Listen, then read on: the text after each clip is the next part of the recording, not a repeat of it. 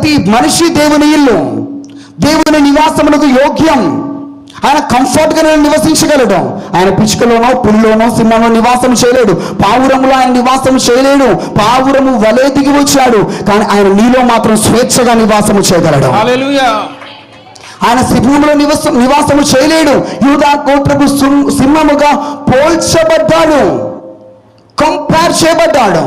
ఆయన గొర్రె పిల్లలోకి వెళ్ళి గొర్రె పిల్లలు నివాసము చేయలేడు, గొర్రె పిల్లతో పోల్చబడ్డాడు. అయితే ఆయన పావురపులో నివాసము చేయలేడు, ఆయన గొర్రె పిల్లల నివాసము చేయలేడు, ఆయన సింహంలో నివాసము చేయలేడు. కానీ ఇక్కడ కూర్చున్న నీలో స్వేచ్ఛగా నివసించాలి ఆశపడుతున్నాడు. ఆయన నీలో నివాసము చేయగలడు. ఆమేన్. నువ్వు దేవుని ఇల్లు అయి ఉన్నావు.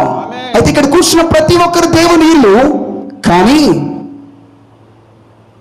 మీలోనికి పాపము ఎప్పుడైతే మీరు పాపానికి అవకాశం ఇచ్చారో, వెంటనే మీరు తలుపులు తెరిచారు. దెయ్యము, అపవాదైన సాతాను మీలోనికి వచ్చి నివసించడానికి, దేవుని ఇంటిలోనికి వచ్చి నివసించడానికి. డెవిల్ ఎప్పుడైతే నువ్వు పాపము చేస్తున్నావో, ఎప్పుడైతే నువ్వు తప్పు చేస్తున్నావో, ఎప్పుడైతే నువ్వు చెడ్డ జీవితాన్ని జీవిస్తున్నావో, నీలో అపవాదైన సాతాను నివసిస్తున్నాడు. అపవాదైన సాతాను నీలోనికి వస్తున్నాడు. సాధు సుందర్ సింగ్ గారు ఒక దర్శనమును చూస్తున్నారు. సాధు సుందర్ సింగ్ రక్తపు పాదములు కలిగినటువంటి అపోస్తలుడు అని ఆయనకు పేరు. ఆయన టిబెట్ ప్రాంతానికి సువార్త కొరకు హిమాలయ పర్వతాల గుండా ఎప్పుడు కూడా ప్రయాణం చేస్తూ ఉండేవాడు. ఆయన భారతదేశం యొక్క పై నుండి కింది వరకు, కాశ్మీర్ నుండి కన్యాకుమారి వరకు అంతటా సువార్తను ప్రకటించాడు. గాంధీ గారి ఆశ్రమంలోనూ కూడా వెళ్ళి గాంధీ గారి గుడి సువార్తను ప్రకటించాడు. అనేక మందికి ఆయన సువార్తను బోధించాడు. ఆయన కూర్చున్నట్లే ఉండి సడన్ గా దేవుని దర్శనాలు చూస్తూ ఉండేవాడు. అలా ఒకరోజు అతను దర్శనము చూస్తున్నాడు. ఒక యవనస్తుడు ఒంటరిగా ఉన్నాడు, ప్రార్థనా పరుడై, ఆత్మీయంగా జీవించేవాడే, పవిత్రంగా పరిశుద్ధ జీవితాన్ని జీవించేవాడే. అయితే అకస్మాత్తుగా తను కొన్నిసార్లు భయంకరమైనటువంటి సాతాను శోధనకు, పాపపు తలంపుకు, పాపానికి శోధింపబడతాడు.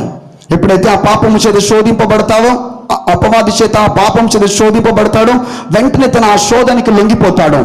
ఎప్పుడైతే అపవాది చేపినటువంటి ఆ పాపపు క్రియ, ఆ పాపమును తను రహస్యంగా చేస్తాడో, ఇమ్మీడియట్లీ తనలో ఉన్నటువంటి దేవుని శక్తి, దేవుని అభిషేకము తను వదిలిపెట్టి ఇలా పక్కకి వెళ్ళిపోవడాన్ని సాధు సుందర్ గారు దర్శనంలో స్పష్టంగా చూస్తున్నారు.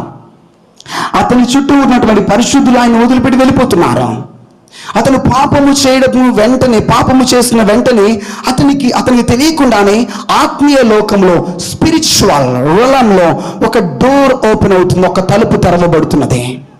వెంటనే కొన్ని నల్లటి ఆకారములు, అనేకమైనటువంటి దురాత్మల సమూహములు తన జీవితంలోనికి ప్రవేశిస్తున్నాయి, తన హృదయంలోనికి ప్రవేశిస్తున్నాయి.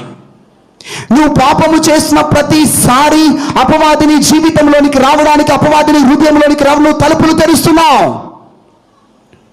నువ్వు సినిమాలు చూసిన ప్రతిసారి నీ జీవితంలోనికి, నీ హృదయంలోనికి సాతాను రావడానికి తలుపులు తెరుస్తున్నావు. నువ్వు బూతులు మాట్లాడుతున్నప్పుడు, అబద్ధములు ఆడుతున్నప్పుడు, వడ్డీ వ్యాపారం చేస్తున్నప్పుడు, నువ్వు సినిమాలు చూస్తున్నప్పుడు, కామపు చూపులు చూస్తున్నప్పుడు నువ్వు పాపము చేస్తున్నావు. పాపము నువ్వు చేస్తున్నప్పుడు అపవాది జీవితంలోకి ప్రవేశించడానికి తలుపులు తెరుస్తున్నావు. వెంటనే నీ చుట్టూ ఉన్నటువంటి పరిశుద్ధత, ఆ పరిశుద్ధమైన దైవికమైన సన్నిధి, ఆ ప్రసన్నత నేను వదిలిపెట్టి వెళ్ళిపోతుంది. ఇమ్మీడియట్లీ డెవిల్, అపవాదైన సాతాన్ని జీవితంలోకి ప్రవేశిస్తున్నాడు. సేమ్ ఇక్కడ కూర్చుని నీ జీవితంలో కూడా ఇదే జరుగుతున్నది. నువ్వు ఎప్పుడైతే సినిమాల ముందు కూర్చొని, టీవీ ముందుకు సినిమా చూస్తున్నావో, సీరియల్ చూస్తున్నావో, అబద్ధములు ఆడుతున్నావో, త్రాగుతున్నావో, పాపము చేస్తున్నావో, వెంటనే నువ్వు సాతానుకు తలుపు తెరుస్తున్నావు. అపవాది నీ జీవితంలోకి వస్తున్నాడు. అపవాదైన సాతాన్ని హృదయంలోకి ప్రవేశిస్తున్నాడు. వాడు నీ జీవితంలో మనశ్శాంతి లేకుండా చేస్తున్నాడు, నెమ్మది లేకోకుండా చేస్తున్నాడు. అయితే నీకు ఒక వాస్తవం గుర్తు చేస్తున్నాను. నీవు దేవుని ఇల్లు, సాతాను నేను మోసగించి నీ కళ్ళకు గుడ్డితనము కలగ చేసి వాడు నీ జీవితంలోకి ప్రవేశించి వాని ఇల్లుగా భావించిన నివాసము చేస్తున్నాడు. నువ్వు అపవాది సంబంధించిన వ్యక్తివి కాదు. నువ్వు అపవాది నివసించే ఇల్లు కాదు. దేవుడిని తన కొరకు సృష్టించుకున్నాడు. అయితే అపవాదిని పాపం అనేటటువంటి ఎర నీకు వేసి, పాపపు కోరిక, పాపం పట్ల వాంఛ తీవ్రతని కలగచేసి, పాపానికి లొంగిపోయేలా చేసి, నీ అభిషేకాన్ని కోల్పోయేలా చేస్తున్నాడు, నీ ప్రార్థనా శక్తిని కోల్పోయేలా చేస్తున్నాడు, నీ దర్శనములు కోల్పోయేలా చేస్తున్నాడు, నీ వరములు కోల్పోయేలా చేస్తున్నాడు. ఇది ఎవరు గుర్తించకుండా చేస్తున్నాడు. You are a temple of God. నీవు దేవుని ఇల్లు, నీలో దేవుని ఆత్మ నివసించాలి. నీలో దెయ్యము నివసించడానికి వీల్లేదు. ఏ త్రాగుబోతు ఆత్మలు నివసించడానికి వీల్లేదు.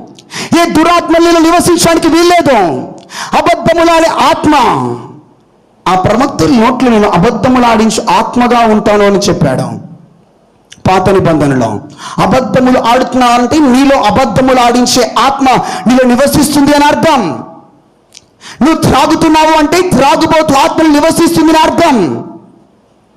నువ్వు కామపు క్రియలు చేస్తున్నావు, వ్యభిచారం చేత పట్టబడి ఉన్నావు, వ్యభిచారంలో జీవిస్తున్న వ్యభిచార ఆత్మలు నివసిస్తున్న అర్థం. నువ్వు అపవిత్రమైన తలంపులతో శోధింపబడుతున్నావు అంటే అపవిత్రాత్మలు నివసిస్తున్నాయని అర్థం. మాట్లాడితే కోపం వస్తుంది, నీ భర్త మీద కోపడతావు, అంతసేపు ప్రార్థనలో కూర్చుంటావు, దేవుని వాక్యం చదువుతావు, వెంటనే లేచి ఏదో చిన్న తప్పు చేసి నీ భార్య మీద వెంటనే కోపం వస్తుంది. కోపపు ఆత్మలో నివాసము చేస్తుంది. అయితే నువ్వు నివసించాల్సిన అపవాదైన సాతాను దురాత్మలు కాదు. నీలో పరిశుద్ధాత్మ నివసించాలి. నీలో నివసించాల్సిన దేవుని ఆత్మ మాత్రమే.